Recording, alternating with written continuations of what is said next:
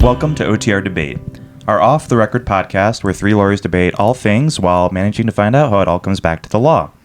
My name is Mucci, I work in immigration, and I'll be the judge for this face-off against two classic spooky kids series of the 90s, and today, actually. I'm here with my buddy, Lando. Yeah, I'm Lando. I'm a prosecutor. And we.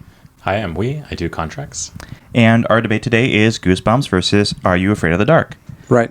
Now, debaters, what side are you taking, Lando? I'm going to do Goosebumps because I read the books, I saw the 90s TV show, and I'm watching the reboot with Justin Long. It just came out, right? It just came out. It's still going as of air. Mm-hmm. And we, at least, Are You Afraid of the Dark? Yeah. No, I'm not. Wow. Curveball. But yes, I am covering that today. Oh, you're not afraid of the dark. I get it. Yeah. Sorry. I had to throw some humor in. There wasn't a long pause after what you said, so I wasn't sure. Before we get started, guys, are there any pre-trial motions? Yes, Judge. I'd like to present a motion in limine to bar any discussion of the Goosebumps books. Okay. This debate should be focused on the TV series only. In my opinion, I think it's unduly prejudicial to Are You Afraid of the Dark to bring in the discussion of the Goosebumps books. Okay, counsel, any response to that? I would just argue that anything that's in favor of my position would be prejudicial to his position, but that's just a matter of facts being presented and a strong argument inside that I am on. So both sides do have books. Just because the Goosebumps books are better than Are You Afraid of the Dark, I don't think that's a reason to disqualify Goosebumps.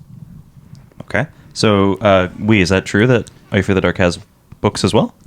Well, Your Honor, yes. However, the Are You Afraid of the Dark books are adaptations of the TV series episodes. They're not the original source material like the Goosebumps books are. So essentially it's the reverse.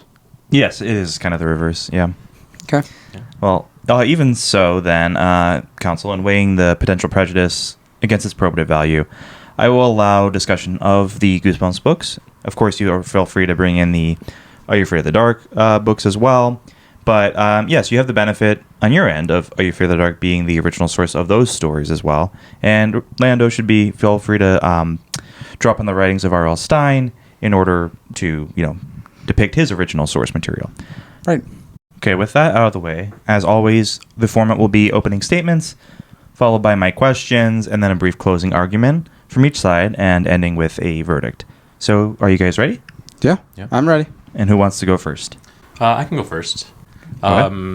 So for our viewers and listeners who aren't familiar with Are You Afraid of the Dark, it is a series that revolved around a group of teenagers who refer to themselves as the Midnight Society. Every episode at a secret location in the woods, they would gather, and one of the members would tell a scary story to the group. And for the episode, the story, rather than being told and narrated, it would just play out on screen. And a lot of these stories, they had themes surrounding like paranormal phenomena, like demons and ghosts and witches, but they also, incorporated a lot of experiences that teenagers may go through and kind of told a story through, beyond just the paranormal. The original series was in 1992 to 1996, and then it was revived once in 1999 to 2000 for 2 seasons. And then, again, it was revived in 2019, 20 years later. So, this is a show that's been revived twice to great success, I would believe. And, it's, it's an outlet for a lot of children to kind of explore horror as an introduction before, something that's too gruesome. And, I think it's a great series to get a lot of people interested in horror. Okay, counsel? Yeah. Judge, I would say in the 3 decades that Goosebumps has been around, they've become one of the biggest children's book series of all time. Translated into 35 languages, over 350 million English copies printed, and 50 million international copies as of 2022, because that's the article that I saw. The book series blends a a sense of creepiness, a sense of goofiness. There's humor to it. There's weird stuff in it that appealed to millions of kids and adults alike. I know that after the Jack Black Goosebump movies, those weren't my favorites. They appealed to some people. They did well. Not to discredit them. They did well. Jack Black's awesome. The nostalgia comes back in full force with the Goosebumps show that they just came out with. It's currently airing, and as of record, I think it's the last episode has just aired. But that Goosebumps series steers clear of the 90s version TV series, where each episode was a different story based on a book, different characters, different actors, whereas this TV series follows a group of kids who are essentially, every episode is a book title, and it deals with the topics of that book that R.L. Stine came up with. Is that basically like what's going on with the Tales of the House, Fall of the House of Usher thing, where each title is like a Edgar Allan Poe thing, and it's all connected though? Right, and that's a good show too. So, but yeah, so I think that Goosebumps really does just the series and franchise in general does a good job of, kind of bringing out new things from the same books. They're exploring a different kind of storytelling with these same same kids throughout this story, where Slappy is essentially this hidden figure throughout. So with that being said, Judge, I would ask that you find for Goosebumps. Okay. So my first question is, what is the most iconic or emblematic episode of your series, and what makes it so great? And if there's any fun facts to share those. Sure. I'll start. One of my favorite books is Night of the Living Dummy, which has Slappy, the ventriloquist dummy that is essentially just a maniac. He just does whatever the hell he wants. He does all these shenanigans and kind of violent. But his origin story is that he was built out of cursed coffin wood by an evil sorcerer. So I'm in. It's great. Yeah, he's just and he's really mischievous, and he's always like running around like the houses that he's in. Those are some of my favorite TV episodes where it's like you would just see his like little feet running around. And it's like this terrifying little shit that's running around the house causing mayhem. Essentially, he's like an evil Pinocchio. That's like where this story is kind of derived from. You say that as if the actual Pinocchio is not evil. Well, his nose did get pretty big. Is it like a Child's Play sort of thing? Like yeah. I mean, homage to it or something. He's small and he runs amok. He doesn't kill anybody though, I don't believe. The first three, so Night of the Living Dummy 1, 2, and 3. I think there was a fourth one where there was a bride or something, bride of Slappy. I think this Bride of Slappy, which makes me think of Bride of Chucky. Right. I think they're comparing. And I think it might have come out around the same time. But then after, so I think I read those first 3 or 4, and then 6 more came out. So he's in everything, and he's been essentially the face of Goosebumps. Even now in the new series, as far as I've seen right now, it looks like everything's kind of leading up to him, to like his reveal. Just saw his backstory and everything, and it's he's kind of been the face of Goosebumps with a wooden face and evil smile. So my second one would be The Haunted Mask, though, which I think that's actually R.L. Stine's favorite story. Yeah.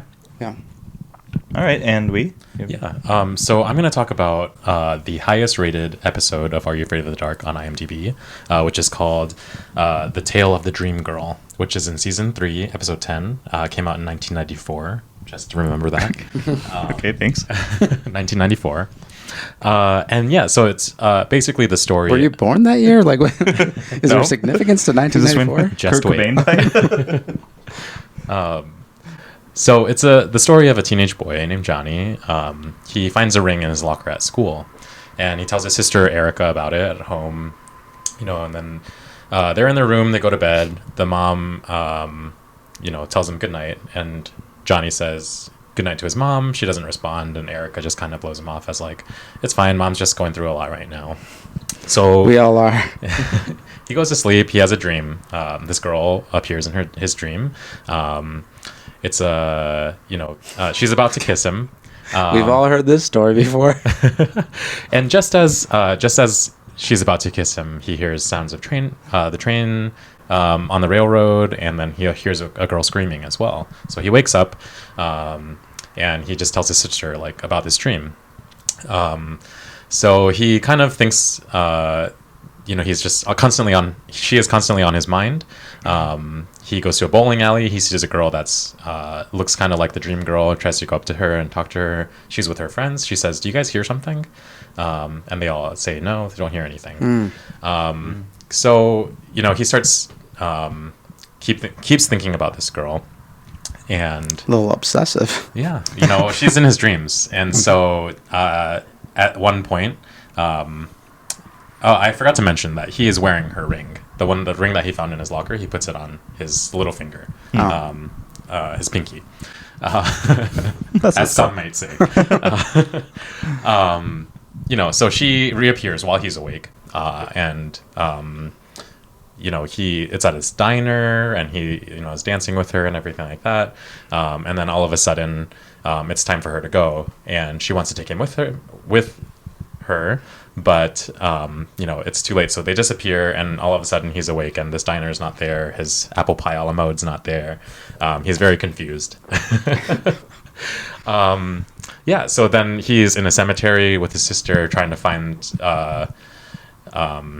this girl, his dream girl, Donna, because it's revealed by his sister that she actually died in a train accident. She was stuck in a car and everything like that. So he stumbles and falls, and then, all of a sudden the grave that he falls on is Donna's grave. And the big twist ending, I'm not telling this very well, but the reason why he knew where the grave was, because his sister confronts him about it, is because he actually died too. He was Donna's boyfriend. And, this whole thing of him not knowing that he's also dead, not knowing who Donna is, and kind of his sister being the only one who can see him. As I mentioned earlier, his mom ignored him because she can't see him. The girl at the bowling alley, she's going through a lot. Right, exactly. She lost her son, which she didn't know about. Yeah. And if this twist ending sounds familiar, remember this came out in 1994. There is an iconic twist ending of a ghost finding out that they're a ghost that came out in 1999 of a movie called The Sixth Sense. That's true. And so online there's been since then rumors about M. Night Shyamalan being inspired by this episode of Are You Afraid of the Dark? He was actually interviewed in 2017, and he denied all of these, rumors and allegations. I was going to say that word, but the question they asked him was if he was afraid of the dark. He denied all of those allegations. Well, if you read the dialogue in that interview, he is like, "What is that?" They ask him. Yeah. Okay. No, I don't buy that. But even so, it was largely debunked, I think. With that interview. But if you search about it, there's still a lot of rumors online that he was inspired by this to create that movie. And for those of you who aren't familiar with that, this is a movie that was nominated for 6 Academy Awards and 4 BAFTAs. In 2013, the Writers Guild of America ranked the screenplay number 50 on the list of 101 greatest screenplays ever written. And although that is not about this episode of Are You Afraid of the Dark, the fact that most people online can confuse or can believe that M. Night Shyamalan inspired it. Yeah, I think that shows that this episode is great, and I don't know if Goosebumps has anything like that. No, R.L. Stine stands on his own. He doesn't need M. Night Shyamalan to make his stuff better. Yeah, to back his stuff. To bring his stuff to the masses. So, well, let's. I'll go ahead. add just a couple of tidbits of R.L. Stine, because Mucci, you did send us that. I think it was Mucci. It was you, right, Mucci, that you sent us that the click hole article, and I'm gonna mention it because it was cracking me up. That actually, I think, was the reason why we did this, because I was like, we have to do a Goosebumps episode now. Essentially, it was R.L. Stine's like sex quotes or something, right? Like stuff Yeah, I that's think said so. to him or about him or That he's with him. Oh yeah, no, said to him, I think. said to him. Like he's you're just fine. really good in bed. And just a couple of the quotes. I'm just gonna. If you're a listener, this is not gonna make sense. But if you're a viewer, I'm just gonna list the quotes all over here. So if you're just listening, check this part out because there's some pretty funny stuff. I'd also just like to say that opposing counsel is mischaracterizing a Instagram carousel of images as an article and Clickhole as That's a true. reputable source. That's true. That's true. And I those mean, actual quotes. I mean, I'm sure he's he's good in bed. I'm sure. So what he's doing now, and I'm not sure if this is how it started out, but R.L. Stine, the way that he writes his books, the way that he writes Goosebumps, is essentially he builds the story around a compelling title. So he starts with a title and then he builds out, which is like really interesting to me because I've never heard of that. I don't know if George R.R. Martin's doing that. I mean, maybe that'll help him if he wants to write that last book, but Well, 2 more books, I think, still. and these quotes from the Clickhole article, I think they were all pretty recent ones too. And he's 78 now. Like he's cranking books out still. He's doing about 4 a year. Okay, he's got 180 books, Goosebump books, as of 2022. And he's still getting laid like crazy. So that's crazy. Objection, Your Honor. Relevance. Yeah, sustained. All right, we can move fast. All right, so yeah, most often we will do a third question as a legal question, but instead, I think I've heard quite a bit about these 2 properties, and I'll go to the legal question now, and then at the end you can bring up anything in your short closing after we as we wrap up. Okay. Okay. So so are any legal things explored in any of these stories, or can you make any connections to any sort of real life legal case or legal ramifications? Sure. I'll go first. Okay. So I want to talk about an episode, actually, that's in the first revival series in season 6, episode 8, and it's called The Story of the Wisdom Glass. Essentially, it's about 2 boys who have very different upbringings. One is a rich, snobby kid, and the other is more poor. But they're at a video game store, and the rich kid is trying to buy a bunch of things, and he's kind of ordering the guy who's working there around. But ultimately, what happens is that the store owner calls his dad for authorization to purchase, but the dad says, no, you need to learn the value of money first. So he's not allowed to. And the store owner is trying to chase out the poor boy because he's kind of dismissing him as, not being able to purchase anything. But the rich kid sticks up for him, saying that's my brother, lying to the store owner. So the poor kid kind of, takes that to heart. And so later on, unbeknownst to the rich kid, he actually Becomes his brother? that's the scariest outcome. No, but he actually ends up with the video game somehow, accidentally. So he stole it. But Not good. the game's called Wisdom Game, The Ultimate Journey of Knowledge. And the rich kid sees the poor kid walking outside, and he, calls him to his limo.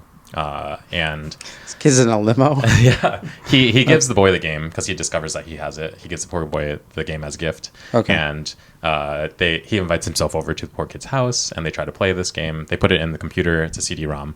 And they enter into this wisdom realm. And so they're playing this game. I guess as a preface to that. Know where this is going. Yes. So they try to play the game.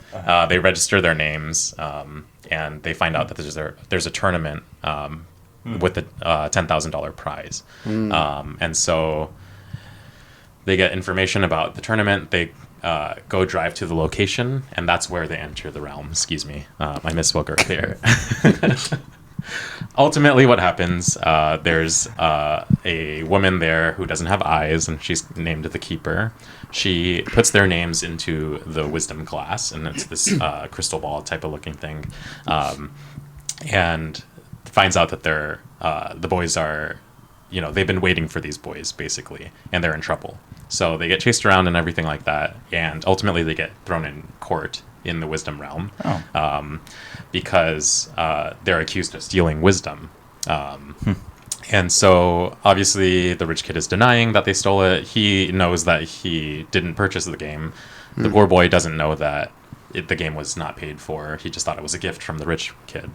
So ultimately they get in trouble. The wisdom court knows that they're lying, and they say they have evidence. And then all of a sudden, the shop owner of the video game store appears and says the poor boy stole it because he was looking at the games, and then next thing you know, the game's gone, and that was where the poor boy was. So that's some witness testimony that was brought up that was incorrect. These accusations, Flawed witness testimony. Yeah. So they get put into the cell, and these two boys are talking, and the rich boy admits that he knew it was stolen, but he's begging the poor boy to cover for him because his dad's a lawyer. The rich kid, the dad's a lawyer. He's basically saying like his reputation will be tarnished. He won't be able to become a lawyer like his dad if he takes the Why would he want to do that? Why on earth would he want to do that? And he thinks the poor boy just likes him for being rich, for his money. But the poor boy tells him, I don't care about any of that. I cared that you stood up for me in the store and you said, I'm your brother and you vouched for me. So he agrees to take the blame for it. So ultimately he confesses in court. The rich kid gets freed, so he goes back to his limo, where the limo driver, who he also treats like shit, gives him tickets to a hockey game because the poor boy... sorry, I didn't bring all of these details up earlier. So this is the way my mind works. But... basically, the poor boy goes to a lot of hockey games with his dad, and the rich kid is jealous because his dad's never home to take him to anything like that. Okay. So the poor boy buys these hockey tickets for the rich kid, which makes the rich kid feel guilty. Meanwhile, in the court, Go ahead. The punishment for the poor boy who took the blame for it is to either pay for the game, write a 10,000 word essay on why stealing's bad, or to leave with a warning. Wait, those are options that he's given? Well, yeah, those are the three options that the judge says. Okay. However, they go to the wisdom glass. Sounds right. This circle, the sphere, and they ask the wisdom glass what the punishment should be. And it turns out that the wisdom glass says the punishment is execution by guillotine. Oh my god. And he says, no, you can't do that. Out of those three options, he got that one? It's the wisdom glass. And because stealing wisdom in their realm is a capital punishment. Okay, well. Ultimately, as I mentioned, the rich kid was feeling guilty, so he ran back into the wisdom realm and confesses. Was it before or after he went to the hockey game? He did not go to the hockey game. He just got the hockey tickets. Oh, okay. But he runs in and confesses that he did it. Everyone's kind of celebrating, like, oh, you're so, your integrity is high. You told the truth. Well. And for a brief second, and literally like 1 second, although I was watching this at 2 times speed, so it might have been a little longer. But because you've seen it so many times before, and it's just your favorite one of your favorite episodes. Yeah. They're celebrating, but it turns out that they're going to free the poor boy and execute the rich boy by guillotine. And the quote from the judge is that the judgment of the wisdom glass must be carried out. That was my question. Like, those wisdom glass supersede the judge? Basically, the judge even there it for seems like they're worshiping. Yeah, I don't know. What is the judge even there for? Yeah, right, exactly. I don't know. Just this has nothing to do with the question, but as a conclusion, just so don't keep these listeners and viewers waiting and having to watch this episode on themselves. But the boys steal the wisdom glass and threaten to destroy it, so that's how they escape. I did forget to mention that the boys were given, a state-appointed attorney, basically, who was a court jester. Ultimately, the court jester is the one who saves the wisdom glass, but then drops it and it breaks. Huh. But the boys escape into the limo. They're telling the driver, drive. And the driver turns around and he's wearing the mask of the judge. And he says, the judgment of the wisdom glass must be carried out. Oh. And the doors lock in the limo. The boys are screaming, and the episode ends. So it's kind of scary. Is there a guillotine in the back of the limo? Not shown on screen, but we know it's there. All right. That was a wild ride. Yeah. I did not know where it was going half the time. Wild ride it was. It's like a ride in a limo. All right, go ahead, Kelsey. You have some legal connections, well, I think? So I have a couple... no twists and turns. Just a couple of things I wanted to talk about. The Goosebumps series, the book series, was so popular back in the 90s that it got to the point where essentially parents of, these middle school kids are thinking, my kid's worshiping the devil. He's like in a cult. Like, this is satanic worshiping. Like, what the hell is going on here? Like, why all of a sudden is he locked in his room reading this stuff? And there was like a strong push to ban these books. Okay, so this was like a, some kind of like book burning kind of thing. Like the Harry Potter sort of reaction too. Yeah, and it seemed, when I was looking this up, I just saw a bunch of like different hearings where it's like these moms that were like going and saying that Goosebumps was so scary. And this was in the 90s, so like mid 90s, like to 99. Was it MAG? Moms Against Goosebumps? Yeah, that's exactly what it was. So that was just a little tidbit of like, they got so popular that it became a thing where kids all of a sudden were reading like crazy. It was like it really brought kids to read.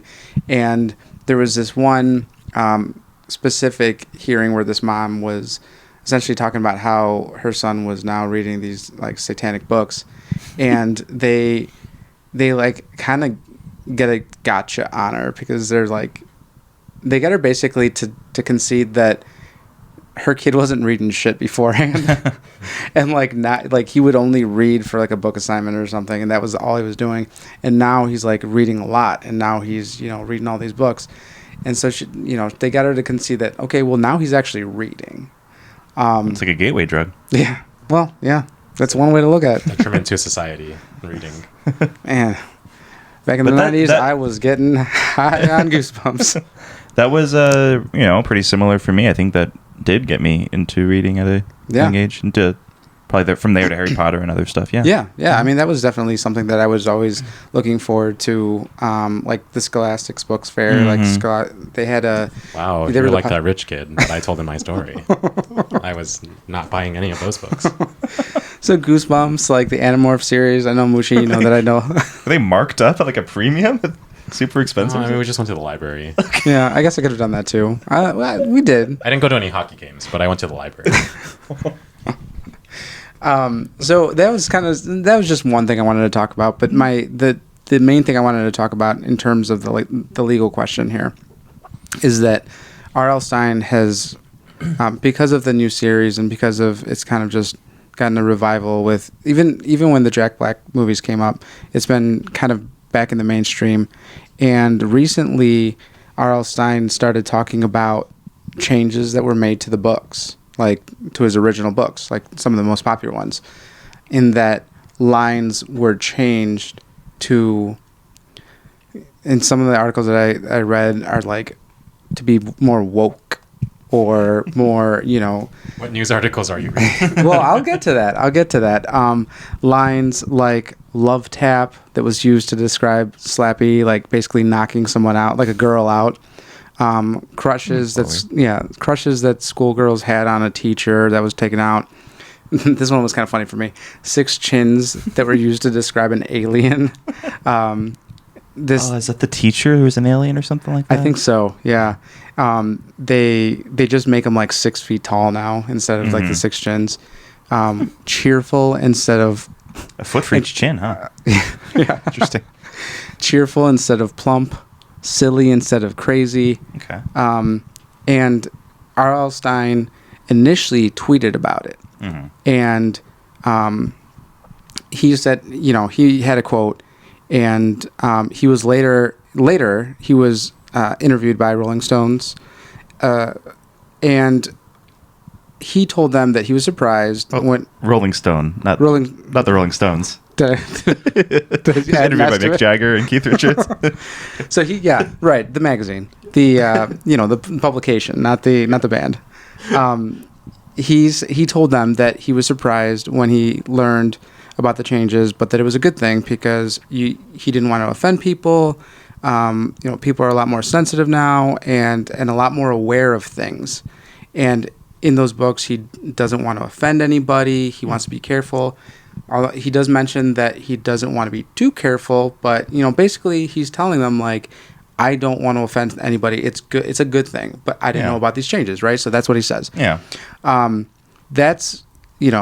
That's the article that I read, the Rolling Stone article that I read. The Fox article that I saw, titled, R.L. Stine accuses publisher of changing Goosebumps books without permission. And then he's quoted, I've never changed a word.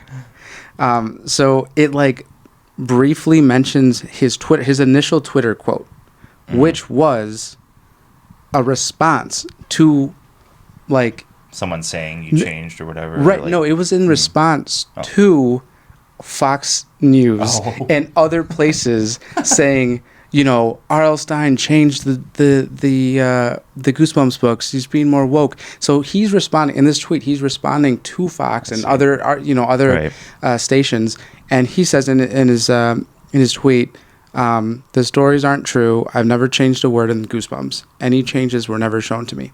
So that in itself, that tweet, you could read it however you want, but it's just a matter of fact. That doesn't. It's not swinging one way. But then the article that they publish is that he accuses them of changing Goosebumps. I've never changed a word. And then the rest of that Fox article just jumps into basically their analysis of how crazy and how wrong it is to be changing these works of art. Silly, not crazy. Silly. That's right, silly. Right. So they said it's crazy. Yeah, it was insane. The article was just like they made up a story basically. And that's what I was getting at with this whole thing. Legally, they are a news network or whatever, but they are creating news this way, and to with that, they basically were baiting someone. He tweets, and then they latch on to essentially say that he's bashing them for being woke. But to quote R.L. Stine when talking about these news stations making news when they shouldn't be, all this to say, the world is scarier Than his books? than Rolling Stone. Than the Rolling Stones. All right. So, now before we get to closings, okay? Sure. Everyone, please just do us a quick favor and subscribe on YouTube, and follow us on TikTok, Instagram, Facebook, whatever you're on. Add us and give us a good review. And, wherever you listen to us on Spotify, you can leave us a review, and Apple Podcasts as well. Yeah. All right. Also, Counsel, I believe I read something in your brief about wanting to discuss the music of Goosebumps a little bit. Yes. So I thank you, Judge, for bringing that up, because I got carried away talking about R.L. Stine's sex life. Yeah, you did. I haven't admitted anything formally, but at this time I would like to admit into evidence as Lando's exhibit number 1, that being the theme song to Goosebumps, the TV show, the 90s TV show, which is just a banger. And if you hear, it's a banger. And since then, there's all sorts of remixes, and I'm sure knows all about the EDM remixes of Goosebumps, and it really gets the people going. Any objection to that? I guess not. You can also bring the Are You Afraid of the Dark theme too if you want. Yeah, that's definitely a theme song I'm very familiar with. So maybe I will. Well, because of the sensitive nature of these recordings, or at least one of them, we'll listen to it outside the presence of the viewers of the jury. and I'll give my maybe I'll factor into my ruling. Okay. But I would, we're going to be listening to it outside of their presence. But Correct. I strongly encourage everyone to listen to the Goosebumps theme song. Okay, so how about for you guys' closing? Tell me about the enduring legacy of your series. Sure. You want to Do start? that? Yeah, I'll start. Your Honor, Goosebumps. 30 years. That. You got him. That's a legacy right there. R.L. Stine with these books did something where initially he had a short contract with Scholastic's publishing company. It turned into like this massive enterprise of books. And then the 90s show, Jack Black movies, and now the revival and the new show with Justin Long, which is great in it. It's come full circle. Everybody's nostalgic for it, and people are loving it. I think if anything, that's a legacy. 30 years worth of material and 30 years of people loving the show and the books. I think that says a lot. Okay. Yeah, I'll just say that, Are You Afraid of the Dark is also just about a little over 30 years old as well. It was a weekly staple for a lot of kids in the 90s. And I just want to read a quote from the co-creator, DJ McHale, who said...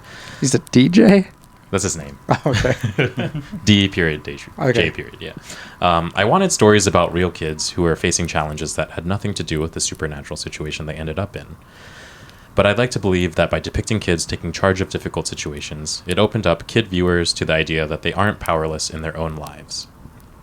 And I think that in itself is still relevant today. The legacy of empowering children to go through these scary situations, whether it's paranormal or whether it's a family situation, that's still relevant now, just as it was in the early 90s. Now, as the nostalgia factor, as opposing counsel had brought up too, parents are able to watch these with their kids. The newest revival that started in 2019 has been renewed for 3 seasons already up until last year, 2022. So, I think it has a long path ahead of it as well. I had no idea that there was a new series. Me neither. I was actually going to ask if there was. Yeah. It's been going strong. Nickelodeon. Yeah. And Paramount Plus. Okay. So heard enough, I think. I kind of was a fan of both of these growing up, but I do think I was a bigger fan of Goosebumps, and still today I can remember like 1 or 2 episodes of Are You Afraid of the Dark, and I can remember like 20 Goosebumps like stories. So I think that shows its legacy, and the the storytelling is somewhat for kids, but it's still kind of like it does stick with you. It's kind of remains in your brain for into your 30s. So especially when you have 2 mediums, in book and on screen. Hey, you had 2 media as well. So yes, I'm going to give this one to Lando because nostalgic for Goosebumps more. I think even more so than Are You Afraid of the Dark. Although both great. And you had Goosebumps earlier. Let's give away half a point for that. Okay. Accepted. And that'll do it for this episode of OTR Debate. Thanks for watching or listening. Thank you. Thanks.